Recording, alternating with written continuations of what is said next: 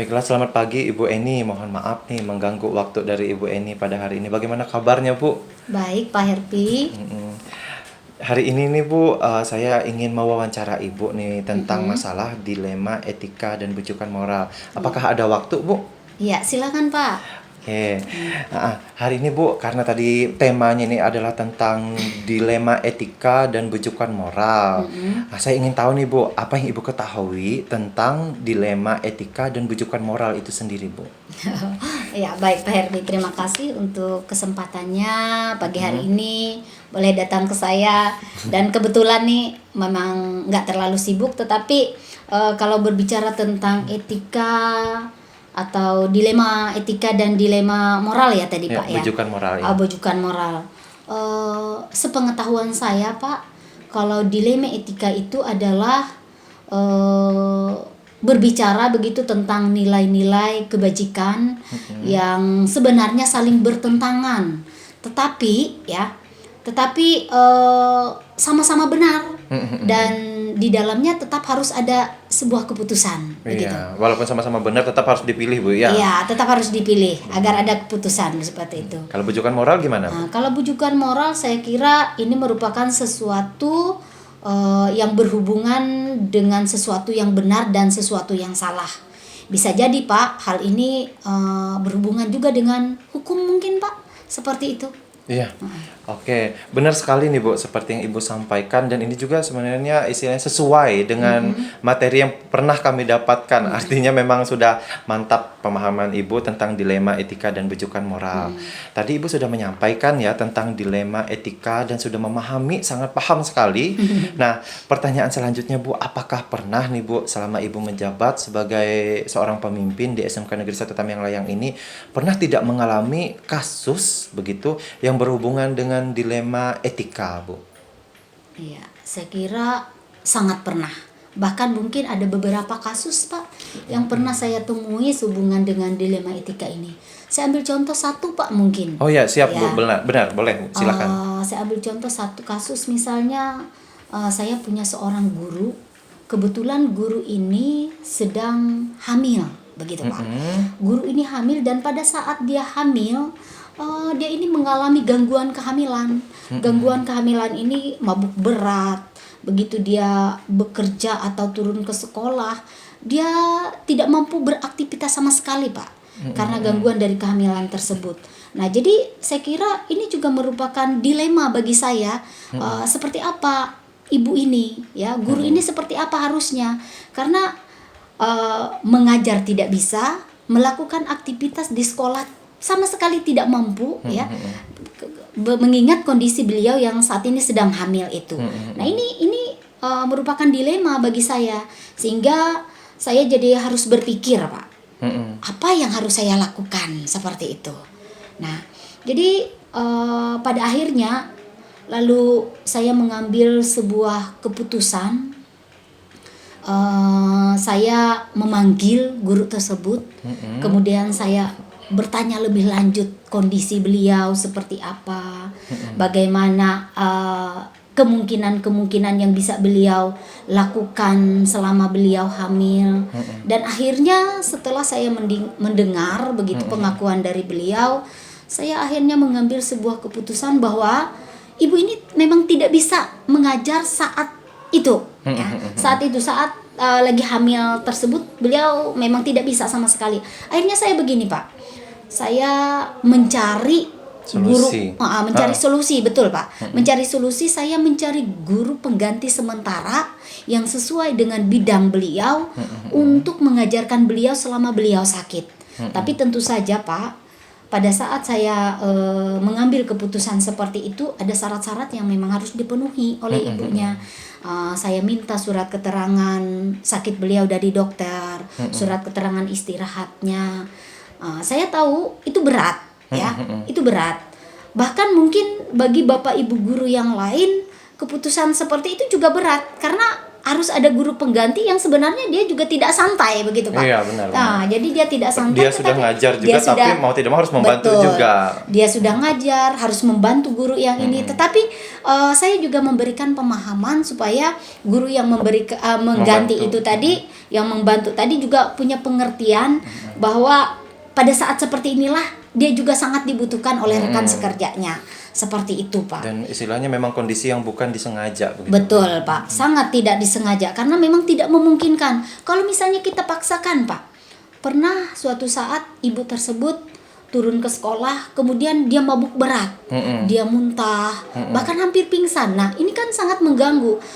Pertama yang mengganggu kondisi kesehatannya, kondisi janin yang ada di dalam rahimnya, itu kan Berisiko. kalau berisiko sekali. Kalau kita paksakan sungguh tidak manusiawi kan Pak. Nah itu, jadi seperti itu keputusan yang akhirnya saya ambil.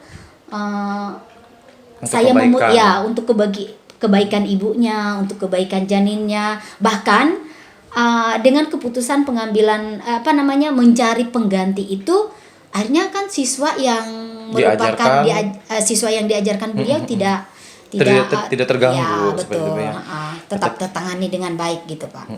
Berarti pada intinya memang nomor utamanya itu yaitu bagaimana ibu mengambil keputusan bahwa supaya anak ini tetap bisa belajar dan ibu ini dalam kondisi yang aman, Iya, tanpa betul, harus berpikir berat, sudah mikir sakit lagi Bu ya. Iya, benar. Dipaksa lagi. Syukur-syukur ya teman tadi isinya dengan ikhlas hati membantu Bu ya. Betul Pak. Ya. Oke, luar biasa itu Bu, kasusnya betul-betul sangat dilema sekali tentang etika-etika itu tadi. Nah, selama ini Bu, bagaimana Ibu menjalankan mengambil keputusan di sekolah Ibu ini, terutama kasus-kasus tadi Bu, yang berhubungan dengan dilema etika tadi, yang berhubungan dengan seperti Ibu sampaikan tentang nilai-nilai kebajikan. Bagaimana Ibu menjalankan mengambil keputusan? Apakah ada langkah-langkah atau prosedur atau seperti apa Bu? Iya, baik. Saya kira kalau langkahnya, menurut saya ini sifatnya situasional. Kita lihat kondisinya seperti apa.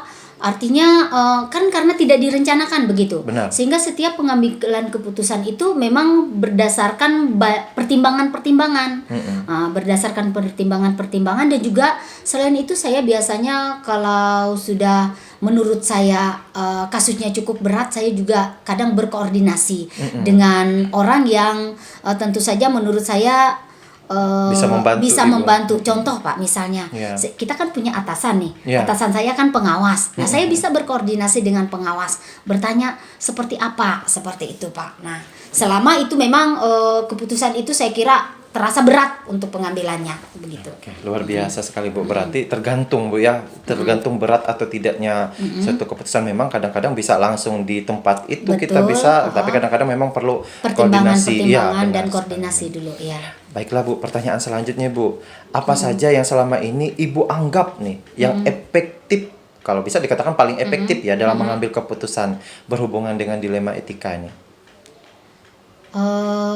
Kalau yang menurut saya yang paling efektif itu adalah setiap pengambilan keputusan yang kita lakukan, apapun itu, yang pertama harus bisa dipertanggungjawabkan Pak. Benar. Kemudian yang kedua, setiap pengambilan keputusan kita itu tidak merugikan orang lain. Karena kita ini adalah guru, maka saya kira setiap pengambilan keputusan yang kita ambil ada hubungannya dengan siswa, itu selalu berpihak pada siswa. Saya kira seperti itu Pak. Oke, luar biasa sekali, karena memang tugas utama kita yaitu tadi Bu ya, kepada peserta didik, benar sekali, dan bisa dipertanggungjawabkan. Baiklah Bu, pertanyaan selanjutnya lagi Bu, apa saja nih tantangan dalam mengambil keputusan yang berhubungan dengan dilema etika? Pastinya ada tantangan pro dan kontra Bu ya. Tentu Pak, Nah, itu. bisa disampaikan kira-kira nih Bu. Ya, baik, terima kasih Pak. Saya kira kalau berbicara tentang tantangan itu saya kira banyak Pak. Setiap kita mengambil setiap keputusan tentu ada tantangan-tantangan yang kita hadapi Pak. Yang pertama, kadang-kadang kalau kita mengambil sebuah keputusan dan itu tidak sesuai dengan hati nurani kita, jelas itu sudah merupakan tantangan Pak. Iya, benar. Nah, kan kadang bisa seperti itu. Kemudian yang kedua, bisa jadi Pak, tantangan yang kita hadapi ini bertentangan dengan nilai-nilai regulasi atau dasar-dasar sebuah kebijakan. Nah, makanya kalau sampai keputusan itu berhubungan dengan nilai-nilai regulasi itu berarti ya itu tadi kan sudah bertentangan dengan hati nurani. Iya. Kemudian bisa jadi Pak, tantangan itu bisa bertentangan dengan pihak yang lain. Maksud saya dengan misalnya bapak ibu guru yang lain. Contoh yang kasus tadi Pak ya. Contoh kasus tadi ibunya kan sedang hamil. Bisa jadi nih ada bapak ibu guru yang lain yang tidak sepakat. Kayak iri begitu Bu ya. Kok enaknya misalnya ya, Iya. kok enaknya sampai misalnya 1 bulan tidak mengajar karena hamil, padahal sebenarnya mereka tidak mengerti situasi kondisinya itu. Nah itu kan bertentangan sebenarnya. Artinya pihak lain itu tidak sependapat. Tetapi pengambilan keputusan seperti itu wajib Pak, Benar. supaya tidak merugikan orang lain. Nah seperti itu. Luar Ya, biasa itulah. nih Bu. Mungkin juga ya mereka berpikir, ibaratkan kalau dia seorang perempuan dan dia sudah pernah hamil, dulu saya pernah hamil tidak Iya. sampai segini, Nah, begitu ya. Tapi kan Beda kasusnya. Nah, jadi kasus orang kalau perempuan mohon maaf Oh, nih iya Pak. nih, Jadi benar. hanya kita berbicara tentang kasus ibu Iya. yang lagi hamil. Setiap kondisi seseorang itu hamil, ibu itu berbeda-beda loh Pak. Oh, gitu. Ada orang kan kalau dia lagi hamil kan tidak mengalami kasus apapun, bahkan tidak pernah merasa muntah, mabuk. Tetapi ada yang memang beberapa bulan harus mengalami Harus benar- gangguan kehamilan yang harus sangat bed luar rest biasa, ya, bed gitu. rest. Nah itu yang saya katakan tadi kasusnya memang berbeda. Jadi karena kasus berbeda, jadi proses penanganannya juga tentu akan berbeda Pak. Luar biasa sekali Ibu, betul-betul istilah bertanggung jawab sekali. Ini betul-betul aduh luar biasa untuk bisa mengambil keputusan yang benar-benar pas seperti itu. Iya, Pak. Baiklah Bu, ini pertanyaan selanjutnya. Apakah selama Ibu mengambil suatu keputusan berhubungan dengan dilema etika ini membutuhkan tata aturan tertentu seperti itu atau ada jadwal tertentu seperti itu Bu, bisa disampaikan? Saya kira kalau tata aturan kadang bisa Pak kita berpatokan dengan nilai-nilai regulasi tadi, walaupun mungkin itu tidak sesuai. Nah, tetapi kita punya dasar. Benar. Itu satu. Kemudian yang kedua, kalau untuk jadwal khusus itu nggak ada Pak. Jadi tidak ada jadwal khusus, sama seperti yang saya katakan tadi, sifatnya situasional aja. Jadi tidak ada jadwal tertentu. Karena dia mungkin perlu penanganan atau strategi khusus saja pada saat tertentu seperti itu. Jadi tidak ada jadwal. Benar. Kecuali misalnya ya Bu ya, kalau seandainya memang itu tidak bisa dijawab hari ini, mungkin Iya. ada waktu tertentu. Tapi kalau jadwal tidak ada. Begitu. Jadwal. Oh ya, Betul. oke. Nah, pertanyaan lagi nih Bu, apakah ada nih seseorang yang menurut Ibu ataupun faktor-faktor yang selama ini bisa membantu Ibu atau mempermudah Ibu dalam mengambil keputusan? Ada tidak Bu dalam kasus-kasus dilema etika ini? Saya kira kalau untuk faktor yang mungkin mendukung ketika dalam proses pengambilan keputusan kita, yang pertama saya kira kita harus sabar dulu Pak. Benar. Sabar itu penting karena dengan kita mengambil sebuah keputusan, ketika kita berpikir jernih, kita berpikir sabar, maka setiap keputusan yang kita ambil itu biasanya tidak jauh melenceng Pak. Benar. Kemudian yang kedua, kalau memang keputusan itu terasa sangat sulit, kita perlu juga berkoordinasi dengan orang lain. Misalnya kita punya rekan yang bisa kita ajak untuk sharing bersama, atau kita tadi kan seperti saya misalnya punya atasan pengawas yang bisa memberikan masukan-masukan kepada saya. Nah seperti itu Pak, saya untuk faktor yang bisa mendukung saya dalam proses pengambilan keputusan begitu. Luar biasa Ibu. Pertanyaan terakhir nih Bu. Iya. Apa pengalaman yang bisa Ibu ambil nih Bu dari kasus yang selama ini Ibu alami dalam mengambil keputusan terkait dengan dilema etika nih Bu? Bisa disampaikan mungkin Bu, apa kira-kira pengalamannya Bu? Pengalamannya ya, pengalaman atau mungkin proses pembelajaran yang bisa saya peroleh begitu ya. Benar Pak, ya? Bu. Saya kira dalam setiap kasus atau dilema etika yang saya hadapi saat ini ya, sampai saat ini, yang pertama saya melihat bahwa saya bisa merefleksikan setiap keputusan yang saya ambil Pak. Jadi ketika sudah mengambil keputusan, itu kemudian direfleksikan kembali. Keputusan yang sudah diambil ini benar-benar sudah tepat atau belum. Nah, itu satu bagian. Kemudian pelajaran yang lain saya kira dengan mengambil sebuah keputusan itu, ketika mengambilnya kita harus lebih berhati-hati, Pak. Jadi ibu lebih berhati-hati. Ya, hati-hati. Jadi selain tadi dalam prosesnya itu sabar, ya, kita juga harus hati-hati. Tidak apa ya, bilang orang itu kalau bahasa daerah sini gerusuh gerasah gitu ya. Iya, Nah, benar. jadi itu sehingga apa yang kita ambil, yang kita putuskan akhirnya bisa merugikan orang lain. Jadi kita harus hati-hati. Kemudian keputusan itu jangan sampai kita usahakan jangan sampai merugikan begitu, merugikan orang lain, sehingga ini akan membuat apa yang kita putuskan itu akhirnya bertentangan dengan nilai-nilai etika. Nah, ini yang perlu kita hindari, saya kira seperti itu, Pak. Aduh, luar biasa ini Bu, istilahnya apa yang Ibu sampaikan juga memberikan pengalaman buat saya. Artinya kalau seorang pemimpin itu betul-betul harus hati-hati dalam mengambil satu Pak. keputusan. Ada Ya. banyak hal yang harus dipertimbangkan. Betul. Bahkan tanpa sadar sebenarnya Ibu itu memiliki strategi-strategi dalam melakukan suatu keputusan atau mengambil keputusan. Terima kasih nih Bu Eni. Oh, iya. Ada yang ingin disampaikan sebelumnya? Tidak ada? Saya cuma pesan, saya melihat bahwa proses pembelajaran Pak Herpi sebagai CGP ini luar biasa, Pak. Terima kasih. Ya. Jadi saya sangat mendukung Bapak untuk terus semangat Siap. untuk melanjutkan program ini sampai selesainya nanti. Ya, ke depan kan kita tidak tahu, Pak Herpi bisa juga duduk seperti saya sebagai kepala sekolah kan, Pak Iya. Herpi. Nah, oleh karena itu setiap pembelajaran yang seperti ini saya kira sangat penting, dan itu Pak Herpi bisa petik nilai hikmahnya begitu, sehingga itu bisa menjadi proses pembelajaran, pengalaman Bapak ke depannya. Jadi Siap. semangat Pak Herpi ya. Siap, terima kasih Bu atas masukannya juga buat saya. Terima kasih Bu Eni ya. Selamat pagi Ibu Eni. Pagi Pak, sama-sama. Baiklah, selamat siang Ibu Epi. Selamat siang Pak Herpi. Apa kabarnya Ibu Epi pada hari ini? Puji Tuhan baik Pak Herpi. Ada yang bisa saya bantu Pak Herpi? Ya, mohon maaf nih Bu ya mengganggu waktu Ibu sebentar. Hari ini itu saya sebenarnya ingin melakukan wawancara nih Bu, terkait tentang dilema etika dan bujukan moral seperti itu Ibu. Namun sebelumnya mohon izin nih Bu, apakah yang Ibu ketahui ini sebenarnya tentang dilema etika dan bujukan moral, bisa disampaikan Bu? Terima kasih kesempatannya Pak Herpi. Kalau menurut saya dilema etika itu adalah terkait dengan nilai-nilai kebajikan, di mana di sini ada sesuatu yang benar melawan sesuatu yang benar.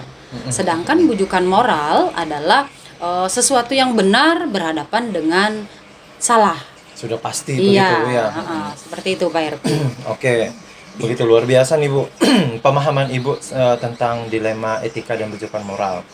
Nah, selama Ibu menjabat nih Bu ya, maksudnya sebagai tugas tambahan selaku kepala sekolah, pastinya Ibu memiliki tanggung jawab dalam mengambil keputusan. Nah, pasti itu Pak Herpi. dalam mengambil keputusan tersebut nih Bu, apakah pernah nih yang tersenggol tentang masalah dilema etika? Di sini saya fokusnya ke dilema etika nih Bu. Iya. Apakah pernah? Pernah Pak Herpi. Oh begitu. Bisa Iya. disampaikan Bu bagaimana kasusnya? Di sini di sekolah kami ini ada satu orang Pak Guru. Beliau ini setiap bulannya itu rutin minta izin 1 kali sebulan untuk mengantarkan ibunya kontrol ke dokter jantung. Nah, kebetulan dokter jantung yang ada itu seperti Pak Herti ketahui kan di Tamiang ini tidak ada. Tidak ada, iya benar. Jadi harus mengantarkan orang tuanya ke Tanjung, rumah sakit Tanjung yang lumayan jaraknya dari sini kan sekitar kurang lebih 1 jam lah perjalanan ke sana. Jadi Bapak ini secara rutin izin 1 bulan sekali itu minta izin, dan selama ini memang saya berikan izin karena alasan itu tadi. Nah, karena dari awal yang tahu penyakit ini memang anak beliau yang ini. Kenapa selalu anak beliau ini yang mengantarkan ibunya, tidak ada yang lain? Karena mereka sebenarnya mereka ini bertiga bersaudara, Bas PRP. Nah, 2 orang saudaranya itu tinggal di wilayah Kalsel. Satunya tidak di sini. Iya, tidak di sini. Satunya di Banjarmasin, satunya di Kota Baru. Jadi bapak inilah yang bersama ibunya satu rumah. Jadi bapak inilah yang selalu mengantarkan ibunya ini, dan saya rasa saya tidak mungkin juga tidak memberikan izin karena alasan itu. Jadi itu yang menurut saya terkait dengan masalah yang disampaikan oleh Pak Herpi tadi tentang dilema etika. Berarti tadi dilemanya ini dengan kasihan dengan apa nih Bu? Apakah aturan-aturan seperti itu atau seperti apa? Iya, kalau aturannya Pak Herpi memang kita harus melaksanakan tugas itu kan tidak ada alasan iya. lain. Ya, Iya. kita harus melaksanakan mau apapun alasannya, kita harus menunaikan tugas kita terlebih dahulu. Tetapi salah satu sisi ya itu tadi bentroknya dengan saya tidak tega juga, masa saya tidak memberikan izin sedangkan alasannya jelas. Apalagi karena ini orang tua tujuannya sakit, mulia ya, iya, orang tua. merawat orang tua kan. Tidak mungkin saya tidak memberikan izin, Pak. Benar sekali ya. Berarti di sini memang dilemanya bentrok ya sebenarnya antara keadilan. Kenapa dikatakan keadilan? Mungkin ya sejauh ini seolah-olah seperti tidak adil karena guru-guru lain melaksanakan tugasnya, tapi Bapak ini diberikan izin khusus seperti itu ya. Iya, Oke. benar sekali, Pak. Berarti itu ya cara Ibu mengidentifikasinya karena tadi memang dari nilai-nilai itu tadi ya. Iya. Ada nilai bahwa memang di sini dilemanya tentang masalah keadilan dan juga rasa kasihan seperti Iya. itu. Benar begitu ya? Iya, benar sekali, Pak Herpi. Oke. Baiklah, kalau begitu Bu, pertanyaan selanjutnya nih Bu, bagaimana Ibu menjalankan atau mengambil keputusan pada saat itu, terutama pada saat kasus ini? Iya. Apa yang Ibu lakukan pada saat mengambil keputusan tersebut tadi? Saya harus menganalisis dulu, Pak Herpi, masalahnya. Bagaimana masalah ini besar kecil. Saya juga setelah saya memutuskan dari saya analisis tadi masalahnya, saya harus memberikan keputusan kan atas masalah ini. Nah, masalah ini kita lihat dulu, Pak Herpi, dari resiko atau dampaknya ke depan. Bagaimana dampak itu? Misalnya dampak setiap keputusan, pengambilan keputusan itu pasti berdampak. Benar. Atau pasti punya resiko. Iya. Tetapi di sini saya berupaya bagaimana saya memberikan keputusan itu yang sekiranya dampaknya itu lebih kecil lah seperti Atau itu. bahkan Pak Herpi. kalau bisa Kalau tidak ada nol, resiko, iya. ya. Kalau bisa tidak ada resiko, tapi Iya. setiap itu pasti ada konsekuensinya dengan resiko, Pak Herpi. Jadi saya berusaha mengambil keputusan itu yang resikonya yang kecil lah seperti itu, berdasarkan dari masalah yang ada. Dan di sini sebisa mungkin juga saya juga mempertimbangkan bagaimana juga dampaknya. Apakah karena izin ini anak-anak misalnya tidak diajarkan? Iya, tapi selama ini kan tidak. Oh begitu. Iya. Berarti begitu ya. Ini sebenarnya tanpa sadar Ibu juga sudah tahu ya tentang langkah-langkah dan prosedur yang dilakukan. Berarti Ibu pertama tadi yang disampaikan melakukan analisis, Iya. kemudian melihat dulu risikonya. Analisis tadi maksudnya ini dilemanya tentang apa? Tadi sudah disampaikan Iya. ada dilema tentang nilai keadilan dan juga rasa kasihan. Kemudian dianalisis lagi bagaimana risikonya dan apakah ini berdampak tidak kepada peserta didik. Iya. Bagus sekali nih Bu, karena ujung-ujungnya saya sangat tertarik tadi yaitu dengan kata-kata ini berdampak kepada peserta didik, tapi kenyataannya Bapaknya tidak melalaikan tugas dan tanggung jawabnya. Iya. Seperti itu. Oke, bagus sekali Bu. Nah, kalau begitu Bu, kira-kira apa nih hal yang Ibu anggap paling efektif pada saat Ibu mengambil keputusan itu? Yang Ibu anggap efektif itu kenapa kok itu bisa dikatakan efektif seperti itu Bu? Bisa Iya. disampaikan? Oh, terima kasih. Nah, di sini saya menganggap itu sebagai sesuatu keputusan yang efektif. Sebelum saya mengambil keputusan itu, saya juga bisa meminta pendapat. Karena di sekolah ini kebetulan ada juga senior dari saya.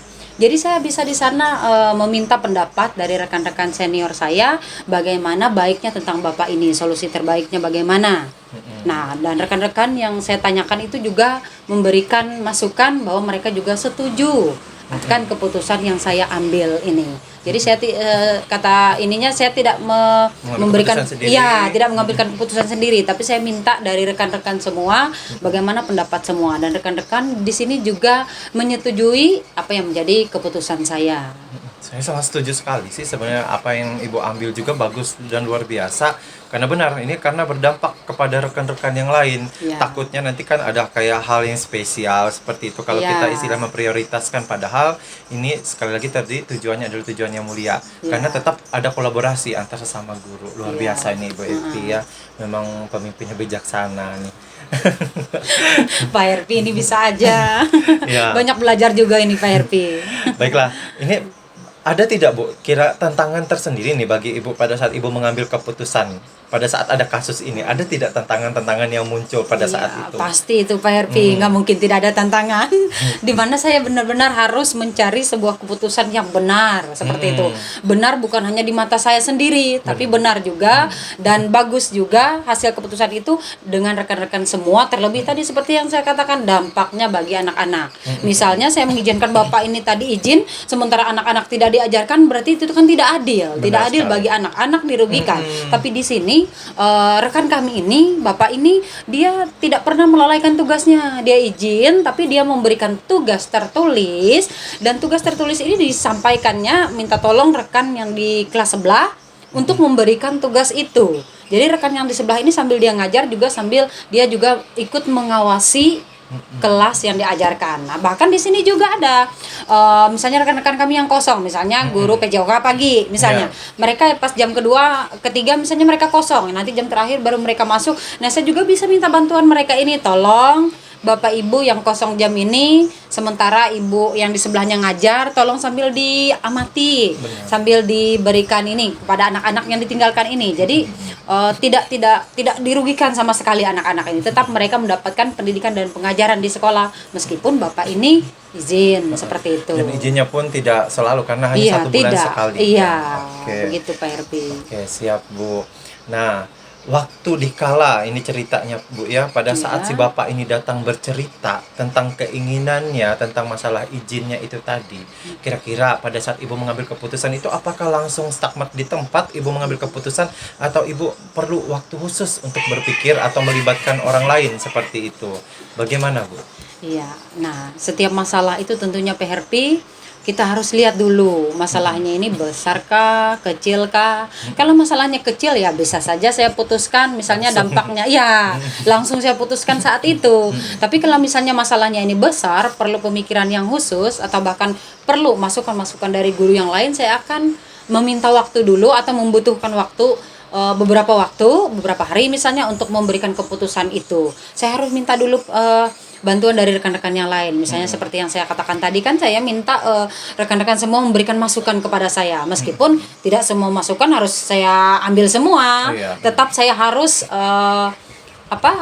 istilahnya saya harus bukan mencampur, istilahnya ini PRP mempertimbangkan masukan-masukan yang diberikan oleh rekan-rekan itu tadi untuk pengambilan sebuah keputusan. Jadi perlu waktu semuanya PRP. Tidak semua keputusan itu harus selesai saat itu. Harus Untuk kasus Bapak ini tadi apakah ada waktu khusus memang? Iya, untuk kasus Bapak ini memang saya juga dengan rekan-rekan semua. Oh, iya. Rekan-rekan saya di sini saya tanyakan terlebih dengan ibu yang mengajar di kelas sebelahnya. Iya, saya tanyakan Pak Herpi. Saya tanyakan bagaimana kesediaannya. Nah, misalnya ibu ini sudah bersedia, lalu saya tanyakan lagi bagaimana Bapak ini memberikan tugasnya, Oh, iya. supaya yang ibu di sebelah sini tidak terganggu juga dia mengajar dia di hanya kelasnya. cukup mengawasi Iya, ya, seperti itu Pak Herpi. Berarti ini sudah benar-benar isinya melibatkan orang lain dan mereka juga artinya tidak ada yang keberatan dengan keadaan itu, semuanya legowo ya. seperti itu, Iya, syukur sekali untuk masalah ini tidak ada teman yang keberatan lah seperti itu. Karena ya itu tadi, anak tetap diajar dengan baik, anak-anak kita tidak lalu meninggalkan tugas tanpa mengajar mereka seperti itu atau memberikan tugas, tidak. Oke, baiklah Bu. Terima kasih nih. Selanjutnya nih Bu, apakah ada seseorang atau faktor-faktor apa yang selama ini mempermudah Ibu nih dalam mengambil suatu keputusan, khususnya dalam kasus ini? Apakah ada tidak orang lain yang bisa Ibu libatkan? Mungkin misalnya seperti Ibu sampaikan tadi, rekan sejawat yang seperti apa yang Ibu maksud di sini? Seperti itu. Oh iya, jadi dalam mengambil keputusan seperti ini saya juga seperti yang saya sampaikan tadi, perlu juga pemikiran dari rekan-rekan yang lain. Nah, misalnya kami juga bisa juga kami berkonsultasi dengan pihak dinas pendidikan. Selama itu berat itu ya? Iya, selama itu berat. Tapi Iya. kalau seperti ini Masih yang bisa. terjadi di sekolah kami Pak Herpi, ya kami selesaikan di sinilah. Oh, Saya iya. bersama rekan-rekan guru yang lain bermusyawarah. Ini masalahnya Bapak ini dan bagaimana menurut rekan-rekan sekalian bagaimana baiknya Bapak ini tugas tanggung jawabnya tetap dilaksanakan di kelas, dan juga dia juga harus untuk merawat orang tuanya juga, mengantarkan secara rutin tadi seperti sama-sama itu. jalan Bu, ya, tidak ada yang dikorbankan. Iya, tidak ada yang dikorbankan di sini. Bagus nih, berarti sudah istilahnya ada orang lain ya yang istilahnya bisa membantu Ibu. Mungkin Iya. tidak hanya di kasus ini ya, mungkin Iya, di kasus yang iya. lain juga. Biasanya kasus-kasus yang lain juga. Saya itu Pak Herpi jarang sekali yang mengambil keputusan sendiri, kecuali memang seperti yang Pak Herpi sampaikan tadi. Memang masalahnya tidak Tidak sampai beresiko, riskan, ya. ya, tidak beresiko besar. Saya bisa ambil keputusan sendiri. Tapi kalau itu sudah agak besar masalahnya, saya pasti membawa rekan-rekan semua untuk membahas masalah itu. Oke. Nah, ini pertanyaan terakhir nih Bu. Ya. Selama apa yang sudah Ibu sampaikan tadi, kira-kira pembelajaran apa nih Bu yang bisa Ibu ambil, Ibu petik dari pengalaman Ibu pada saat mengambil keputusan ataupun dilema etika tadi Bu, bisa disampaikan kira-kira apa ya? Pembelajaran yang bisa saya ambil di sini Pak Herpi, setiap masalah itu harus kita analisis dulu. Iya, harus kita analisis dulu. Nah, sebelum mengambil keputusan itu kita harus memang tidak hanya ya seperti yang saya katakan tadi, tidak hanya dari pribadi saya sendiri menyelesaikannya. Memang kalau di suatu sisi memang perlu itu masukan ataupun nasihat pendapat dari rekan-rekan sejawat, ya saya akan laksanakan itu bersama dengan mereka, meminta untuk menyelesaikan masalah ini. Dan yang pastinya di sini juga pembelajarannya yang pasti saya juga tidak bisa bekerja sendiri tanpa adanya bantuan dari rekan-rekan semua. Karena seorang pemimpin itu bukan hanya dia menganggap bahwa karena saya pemimpin saya harus begini, tidak. Tapi lebih kepada kolaborasi dengan rekan-rekan yang lain. Dan di sini tentunya juga mengedepankan haknya peserta didik ini juga harus terpenuhi. Yes, Jadi mantap, iya. mantap. Sesuai Jadi, kurikulum Merdeka. Iya. Pembelajaran tidak bisa kita ini. Harus tetap anak-anak harus tetap kita jalan tugasnya. Jadi harus imbang antara guru yang mengajar ini bagaimana dan juga anak itu harus juga menerima ilmu dari apa yang disampaikan oleh Bapak dan Ibu guru semua. Demikian Pak Herpi. Ini luar biasa nih Bu. Ini tambahan lagi sedikit Bu. Oh, Apakah iya. pernah tidak Bu melakukan refleksi, maksudnya seperti ini? Pada saat sudah mengambil keputusan lalu berpikir lagi nih, apa yang saya ambil itu kira-kira benar atau tidak ya? Seperti pernah tidak Bu seperti itu? Pasti pernah Pak Herpi. Pernah, ya. Pasti ada perenungan lah. Oh, gitu Setelah ya. saya menyampaikan menyelesaikan masalah ini seperti ini, saya ambil keputusan seperti ini, meskipun permasalahan itu tidak saya sendiri yang putuskan seperti yang saya katakan tadi, dengan rekan-rekan saya memutuskan, tapi saya pasti pernah memikirkan ulang lagi, apakah dampaknya ini bagaimana ke depannya, apakah ini nanti akan berakibat misalnya besar atau iya, merugikan misalnya peserta didik. Pasti saya ada merefleksikan diri seperti itu Pak Herpi. Dari setiap keputusan itu pasti saya merefleksikan bagaimana ke depannya dari keputusan yang sudah saya ambil Ya, itu. siapa tahu ada kasus yang sejenis lagi, Iya. kan kita bisa tahu, oh ini rencana tindak lanjut saya harus seperti ini nih, karena Iya. kurang lebih sama kasusnya. Iya, gitu. betul sekali Oke. Pak Herpi. Luar biasa sekali nih Bu, wawancara pada hari ini saya mendapatkan hal yang begitu luar biasa juga. Oh ternyata sebagai seorang pemimpin, istilahnya Ibu sudah tahu nih bagaimana cara mengambil satu keputusan. Dan saya sekali lagi banyak mengucapkan terima kasih atas waktu dan kesempatan yang Ibu berikan kepada saya. Iya, pada sama-sama Pak Herpi. Senang sekali kalau saya di sini bisa membantu Pak Herpi. Iya, siap nih. Masih banyak belajar juga ini Pak Herpi. Sama-sama nanti Bu. Iya. Oke, selamat siang Ibu Evi. Iya, selamat siang Pak Herpi.